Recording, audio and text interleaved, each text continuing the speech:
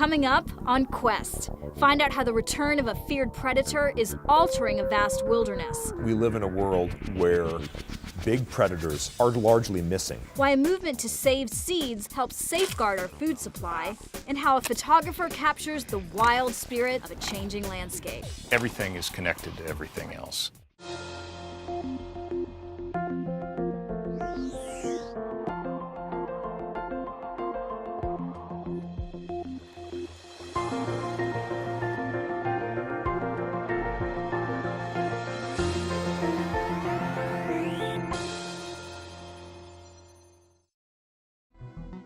Major funding for Quest is provided by the National Science Foundation. For nearly 2 centuries, scientists have been assembling collections like this one at UC Berkeley's Museum of Vertebrate Zoology, where plants and animals are carefully preserved for study. Globally, some 1.2 million species have already been cataloged. Every one of these drawers is a testament to our planet's extraordinary biodiversity. And there are still millions of species yet to be discovered. When we hike through a forest or visit an aquarium, the great diversity of life can be easy to see. But what often remains unseen are the amazingly complex ways that all of these different species depend on their environments and on each other to survive. In this episode of Quest, we explore the value of biodiversity and the intricate web of life that supports it. We begin in Washington State, where researchers are proving that even feared predators are an essential part of any ecosystem.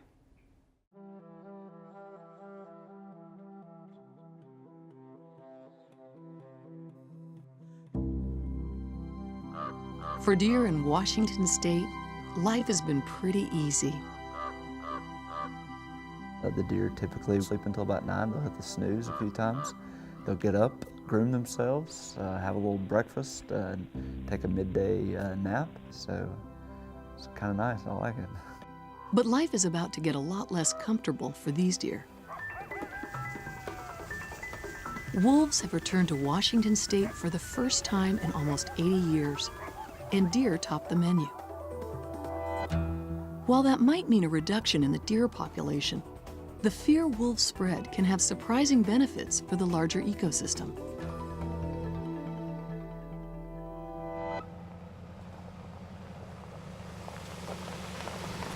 Aaron Worsing studies predator-prey relationships for the University of Washington. What do you think about trap location? Where have you put a trap? He and his grad student Justin Dellinger have undertaken a long-term study to learn how deer's fear of wolves can impact plant communities in the Cascade Mountains of eastern Washington.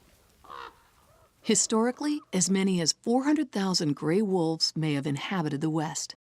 But by 1930, hunting and habitat loss had virtually wiped them out. For the next 80 years or so, this top predator was completely absent from the vast majority of the landscape. But in 1995, gray wolves were reintroduced to Yellowstone and nearby Idaho. They've since spread across the West, and the population has grown to more than 1,600 individuals. The Cascade Mountains are one of just a handful of places in North America capable of supporting large carnivores like wolves, cougars, and bears. 10 documented wolf packs now roam these woods, but it's still just a small fraction of their historic numbers.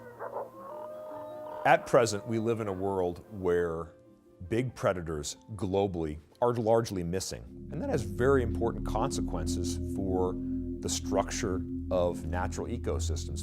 Worsing learned this lesson firsthand while studying tiger sharks in the waters of Western Australia. He found that when marine mammals changed their foraging behaviors to avoid being eaten by the sharks, it allowed seagrass to flourish. And healthy seagrass beds means increased biodiversity, including more fish and other sea creatures. My work with tiger sharks got me thinking about whether top terrestrial carnivores like wolves might have similar effects on vegetation. To find out, Worsing turned to the forests of eastern Washington. The trap's just over here. Since 2012, Worsing and Dellinger have captured more than 40 mule and white-tailed deer and outfitted many with cameras. The trap will close long way so the animal's sort of pinned in. Right. And by peering into the daily lives of deer in areas with and without wolves, Worsing hopes to get an up-close look at how wolves alter deer's behavior. We're instrumenting them with a collar that features a camera that sits on their chest and records everything they see. We actually have a window into exactly what the deer is doing at every moment. And that provides the kinds of insights that you couldn't get any other way.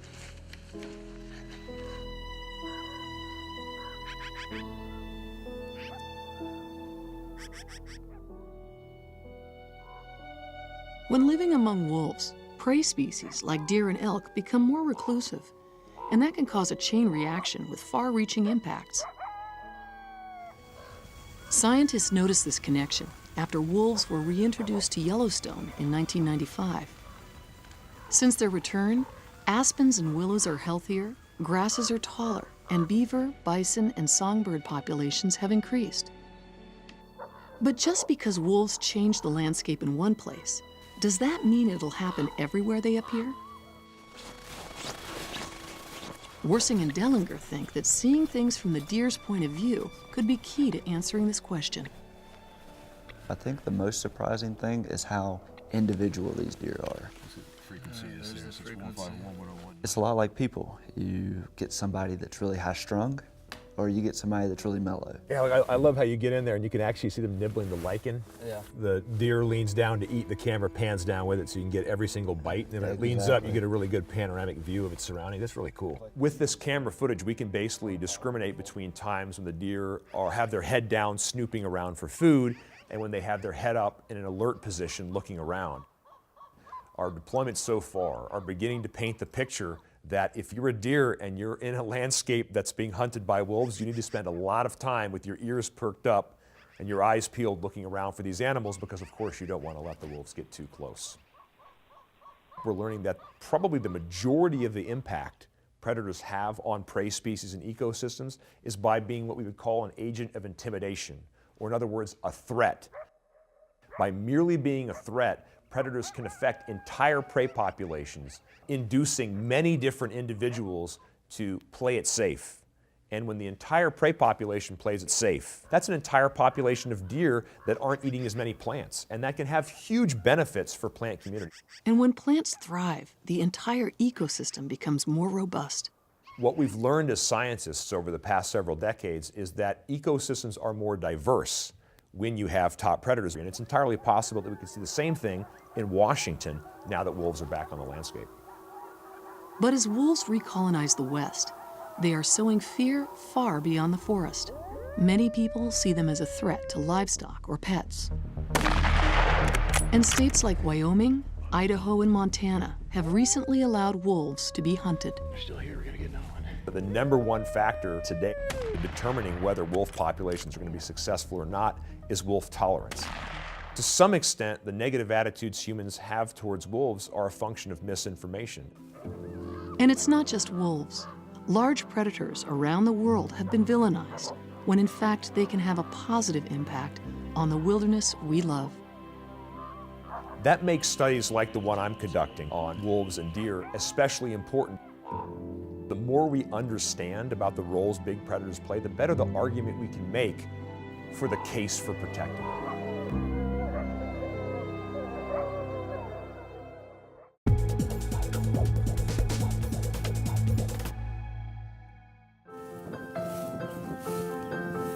As a child, I did what a lot of kids do, which is go out and just play with insects. All you have to do is look at an insect up close. They're just fascinating to look at. My name is Claudio Graton. I'm in the Department of Entomology here at the University of Wisconsin. My research has to do with what we call beneficial insects, insects that do things that we like pollinating crops. The ones most familiar to us are honeybees. Honeybees lately have been stressed, so their populations are in decline. So honeybees is one species. This is a European species. Native bees, on the other hand, are much more diverse. There's over 500 species just in Wisconsin of native bees. So using native pollinators as a substitute for honeybees is something we're looking at. We can put out pretend nests and then see how many of them have been colonized, how many bees, what the diversity is, and how does that vary as a function of the landscapes. These wild bees depend on natural habitats in the landscape. Hedgerows, woodlots, grasslands in particular tend to be good for these wild pollinators. What I'd like to move towards is maintaining areas like this in our agricultural landscapes. We often think of these areas as unproductive when in fact they're very productive. By having these habitats in the landscape, we're generating beneficial insects. I usually go home and talk to my kids, and I always ask them after school, what did you learn new today? And it's really fun to be able to offer the same thing. Today I learned about, how bees dig underground. Today I learned about what a pollen ball looks like. I can learn something new every day.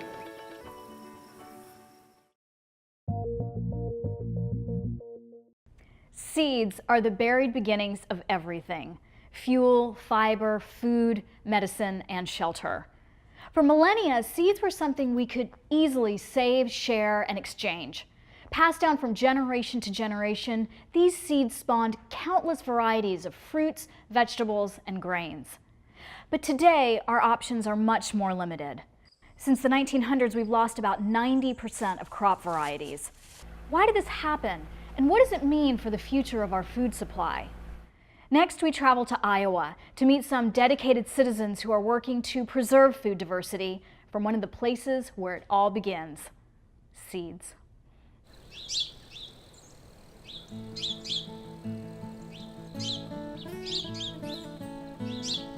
Every plant here has a purpose. Every seed has a story as well. It seems that every seed does have a story at Seed Savers Heritage Farm in northeast Iowa. But the favorite story around here is the one that started it all: Morning Glory seeds given to Diane Ott Whaley by her grandfather. He came out with this little white pillbox full of these little black seeds. He said, "Did you know my parents brought these seeds over from Bavaria when they immigrated?" I had a living link back to ancestors that I never knew about, but the seeds brought them to life. And brought to life a passion for gardening. And it has this wonderful little golden berry, and it's sweet. It also created a commitment to preserve rare seed varieties that led Ott Whaley to co-found Seed Savers Exchange, a nonprofit started in 1975. When we see people coming into our gardens here and they see tomatoes of every size, shape, and color, and they see this beauty and they understand what genetic diversity really is. This genetic diversity is on display in Seed Savers sales racks across the country, including many varieties dropped long ago by commercial seed companies in favor of more profitable seeds. This is part of the reason why 90% of crop varieties have disappeared in the last century, leaving us with fewer food choices. This diminished diversity also makes our food supply more susceptible to threats like disease and drought. The field work at Seed Savers Heritage Farm ensures that an entire spectrum of tastes, nutrients, and other benefits are preserved for the future. There we go. Wow. One of the best job perks around here. Taste testing this Moon and Stars melon is just one of multiple quality controls to make sure the best genes get passed on after each growing season. And seed samples are regularly tested to see if they still sprout. Seed Savers also encourages seed saving and exchanging among individuals, made possible through listings in their annual member catalog. And across the Mississippi River in La Crosse, Wisconsin, Seed Savers is helping with a new concept, a seed library. Users can check out seeds like they do with books. When the notion of a seed library came across as an idea, we thought, oh my goodness, it's such a perfect fit with this community because there's already so much awareness. Awareness that can be seen at events like La Crosse's annual Earth Day Fair. There, the librarians distributed seeds from the collection Seed Savers had stocked. We can put the other lettuce stick right here. People checking out seeds promised to plant them, grow them out, and return the next generation of seeds to replenish the collection for the following spring. kind of a colleague, and they said, that's kind of an ugly bean. Training on how to save the seeds is also provided at the library. If you wouldn't mind splitting open a pod or two as it passes. So this is how we do the real work at Seed Savers. We get audiences to do it. That work will pay off because these beans can grow next year, produce another stalk, and propagate again and again. The same way that seeds have been saved and bred by small-scale farmers for thousands of years. And although this bean will live on, the prospects for many food species have become more and more limited over time. Seed companies once offered thousands of crops, but many locally adapted varieties disappeared as regional seed companies consolidated. Then, after World War II, seed companies heavily promoted hybrids, crossbreeding two plants carefully selected for specific traits to meet consumer demand. Pollen from one fertilizes the other. The resulting seeds are sold for their desirable qualities and consistent performance. But those traits aren't passed along to the next generation, meaning gardeners can't save seeds to use again. Because when you plant seeds from a hybrid, you might end up with one of the parent types or the other, or you might get nothing at all. Seed Savers seeds don't have that problem because they regenerate through open pollination by wind or insects rather than hybridization. Special care has to be taken to prevent unintentional crossbreeding, like covering ears of corn with paper bags. We've got about 18 different varieties. We're right in the middle of corn country, so this is the best way for us to grow a lot of corn and successfully prevent it from crossing with the field corn that our neighbors are growing. That field corn on neighboring farms and throughout the Midwest is primarily made up of a handful of closely related varieties. That lack of diversity comes with a risk, like in 2012 when drought devastated Iowa's corn crop. Most of the state corn in the state, because it was made up of the same genetic material, reacted the same way to the drought. We got a corn crop because we had the diversity. With drought and floods predicted to become more common as the climate changes, preserving plant biodiversity can help important food crops weather these changes. The variety that might not be in the marketplace today may be the key to solving a climatic problem 100 years from now. To hedge against that loss of genetic diversity, the loss of varieties that may be hardier or evolve to grow under warmer conditions, Seed Savers maintains a cold storage seed vault holding more than 20,000 species. And Seed Savers also has seeds in the global seed vault. So we could actually store 4.5 million samples. Built in a mountain on the remote Norwegian island of Svalbard, the so-called Doomsday Vault will keep seeds safe through any imaginable global disaster. Very good crop. But back at the La Crosse Public Library, dedicated gardeners bring in the seeds they've carefully grown and prepared, in effect writing their own small chapters in the greater story of saving seeds and genetic diversity. We need to save all the pieces so that plant breeders can have what they need in the future. It's not just saving one red tomato. There's a whole variety and beauty out there.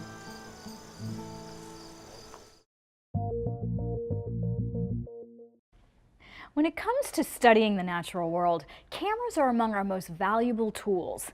Every photograph, whether taken by a professional or by someone like me on a phone, can become a means of documenting how things change over time, from the growth of a flower to the movement of a glacier. In this next segment, we meet a Nebraska-based photographer who works with scientists and citizens to document these often imperceptible changes, creating photos that, by their very nature, inspire us to care more deeply about preserving America's landscapes. See if we got anything.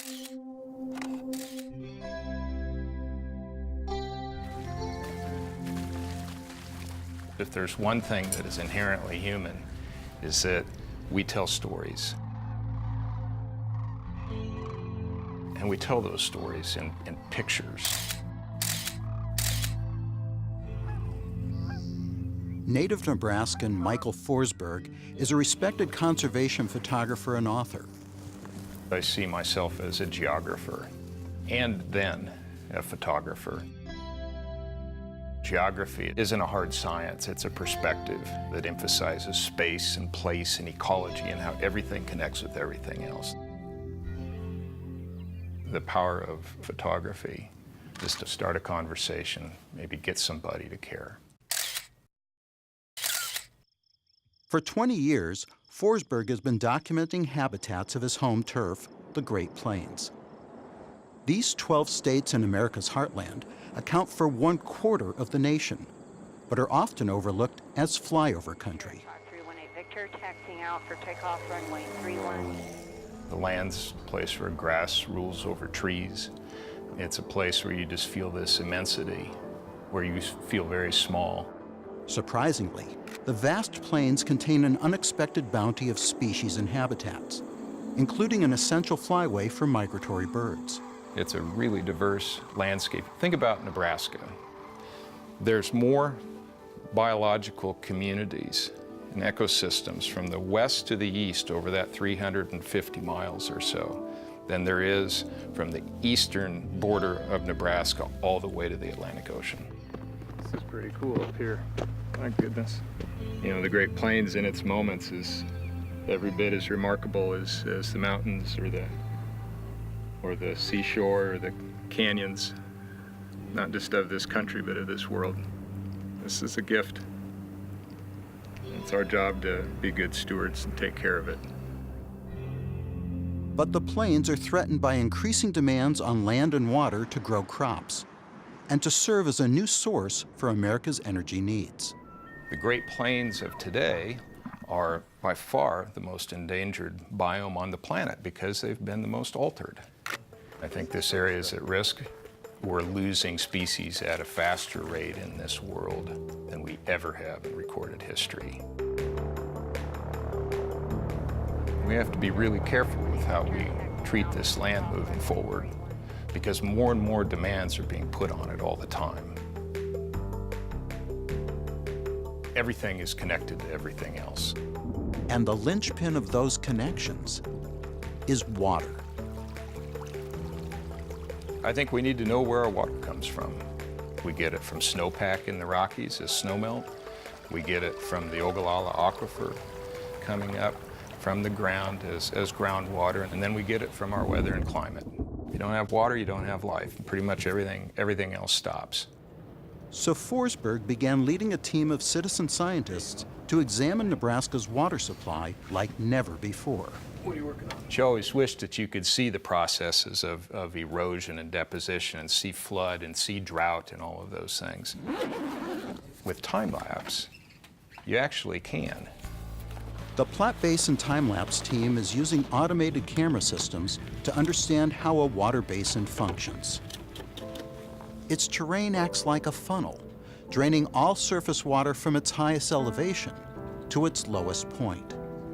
And the Platte River Basin is enormous. It takes up most of Nebraska and parts of Colorado and Wyoming. We thought, what if we put time-lapse cameras throughout the entire watershed and then followed that water hundreds of miles until it came to the mouth of where it dumps into the Missouri River. At 42 different locations, a time-lapse camera is programmed to take one photo every hour, every day, year-round. The team now has recorded 3 years of water basin history. It's an unprecedented visual database. We're going to have over 1 million images by this summer. And each one of those images is not just a pretty picture, but something that science can extract information out of.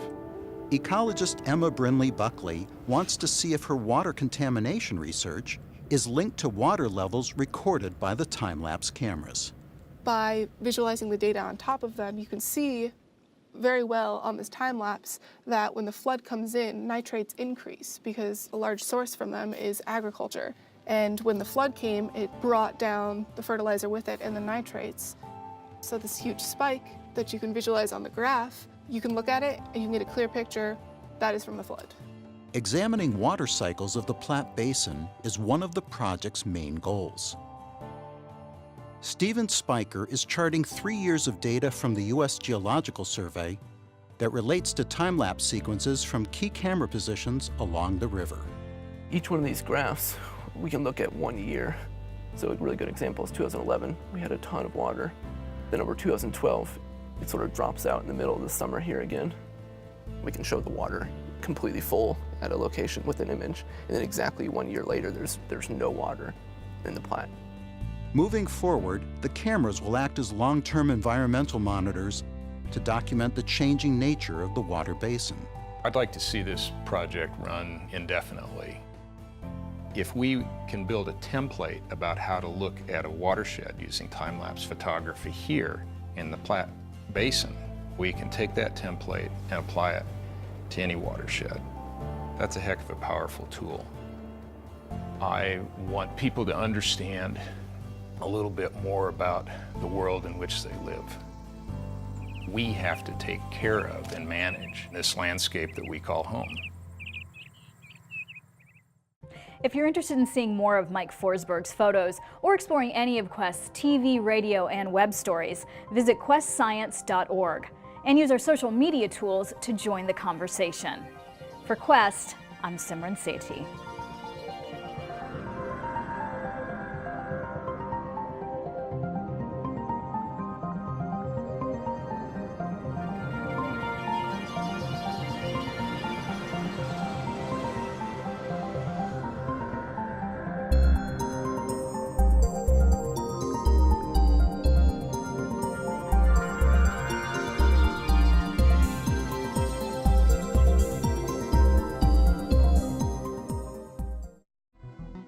Major funding for Quest is provided by the National Science Foundation.